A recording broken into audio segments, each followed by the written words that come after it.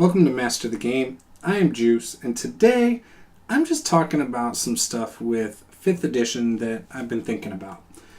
And obviously, here's the Player's Handbook, and I just want to say I love 5th edition. 5th edition D&D is my favorite system, but I really want to talk about some of the classes and how I feel about them. So let's get started.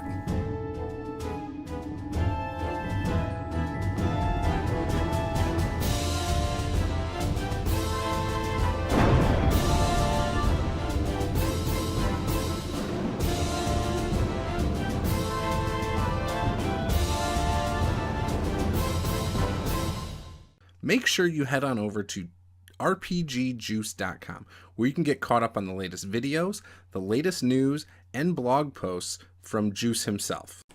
So I've been playing 5th edition since it came out. I had the starter set, like the day it came out. I had the core stuff downloaded. I did not get the Player's Handbook right away. In fact, one of my viewers of my YouTube channel at that time actually... it was funny because I had a conversation with him on Google+. He didn't like 5th edition. He had bought the game. He lived in Australia, I believe.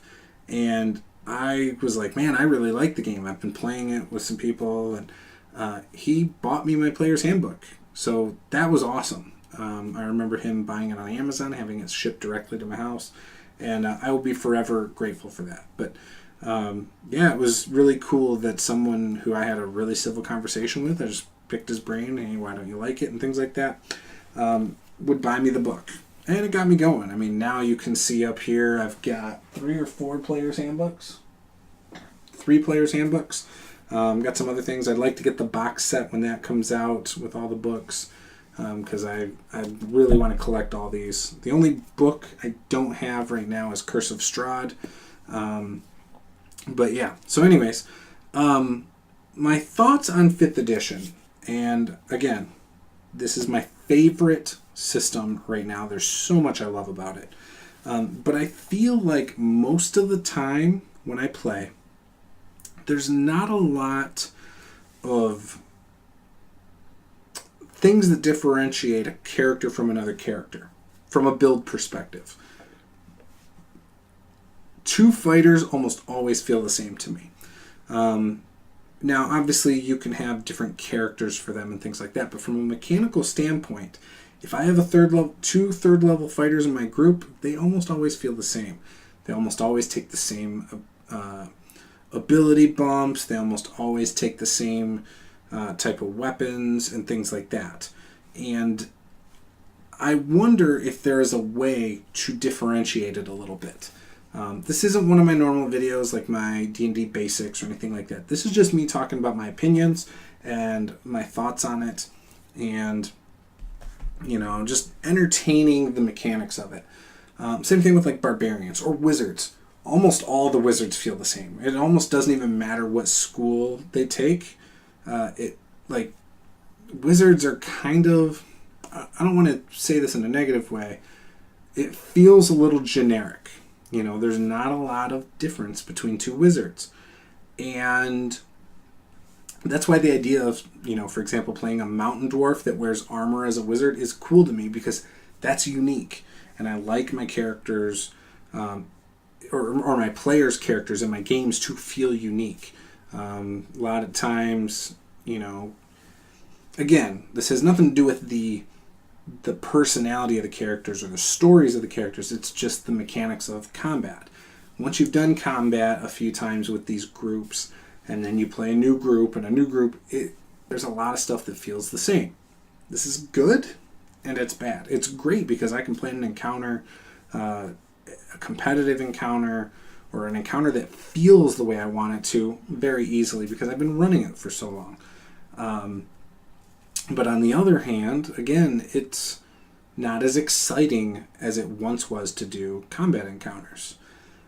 I can make it exciting from, story standpoints. I can try different narrative ideas, doing cut scenes, for example, which I think are awesome, and I definitely recommend you guys try it if you've never done cutscenes. Imagine like a video game. You do so much damage to the bad guys, rather than it killing them, there's a cutscene.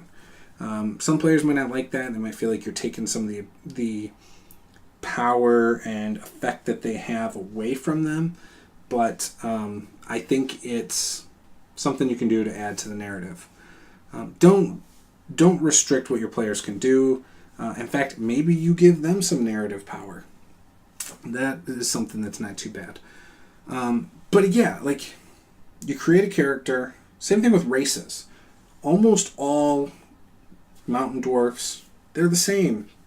You get a lot of things. You get the dwarf abilities and the mountain dwarf abilities. Something that Fantasy Age does well is when you make a certain race, rather than them always having these abilities, there's choices based on their race.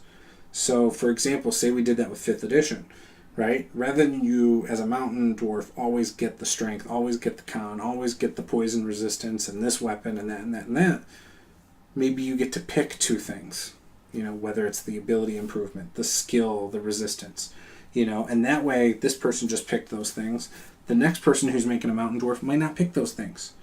They might have a different idea. That would be better, I think.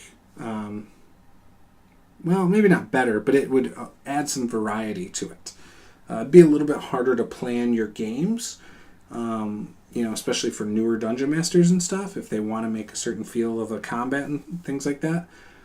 I believe this is the route the new Pathfinder system is going, with their racial feats, which I like the idea of racial feats.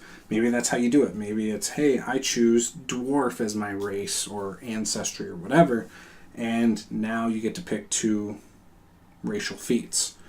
And from that, that's how you make your dwarf different from another dwarf.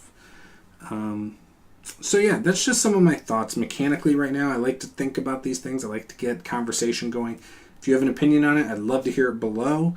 I've done stuff like this in my Facebook group. If you haven't checked out my Facebook group, go check it out. It's Master the Game on Facebook. I sometimes do these types of videos live there. I don't then post them here usually. I just leave them there. But it's a good way for you to contribute. We've done things like death saves. We've talked about, I believe, proficiencies before. So things like that. So again, I would love if you would join in the conversation over there. If this is your first time checking my channel out, be sure to smash that subscribe button, hammer that like button. This has been Master the Game. I am Juice. Game on.